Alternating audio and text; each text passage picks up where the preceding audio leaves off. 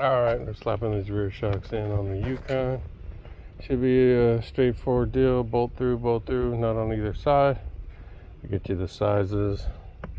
These are the part numbers for the rear shocks. Yeah, let me crawl underneath there, see what I need. Alright, this is what we're working with. We got the 21 on one side, and the other side is I think it's 13/16.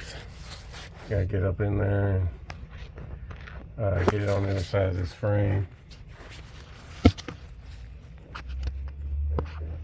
And go from there. We tap it a couple times, we'll hit this one, and we'll grab the ones at the bottom. It should be the same numbers. Yeah, so the bottom ones are both 21 or 13/16. So same thing, 2 ratchets or an open end. Pop that one. This one you definitely have to get from the back here with the deep socket or the an extension, which we did. Alright, we're gonna yank it out. I got the new ones up there hanging. There's a little wire tie for this strap that's keeping them compressed for shipping. So what I'm gonna do is I'm gonna cut them, and then they're gonna extend, and I'm gonna try to slide the bolt in from this side while this thing goes by, so I don't have to fight it to compress it. And then I'll take these things off and I'll be done. I left it loose because I don't want to tighten up in position. Once I get it in this one in here, I'll tighten this one and tighten the top one, and then I'll go to the other side. Yeah, that's definitely the way. Cut the little zip tie like this one, and then just slide this off the edge, and you're good. The bolts are in. I'll tighten this one's down, call it good.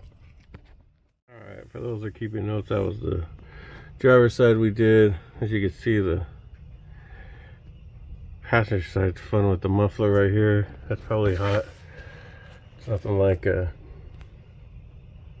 waking up at 4:30 in the morning and working your 10-hour shift and then putting on shocks, but that's what those one guys do. So why can't I? Alright, got the old one out. Gonna do the little trick to it. Got that one up there. Don't get it twisted. This side is super not the same.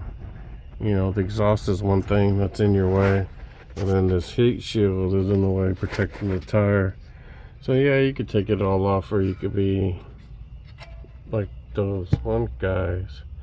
You just handle your business and take care of it. So that's what I'm doing. So I got that one started. I don't have the socket on it yet.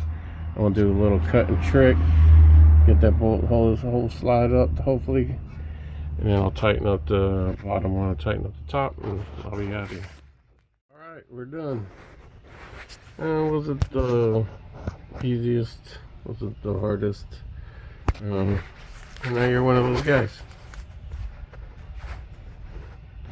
Like and subscribe.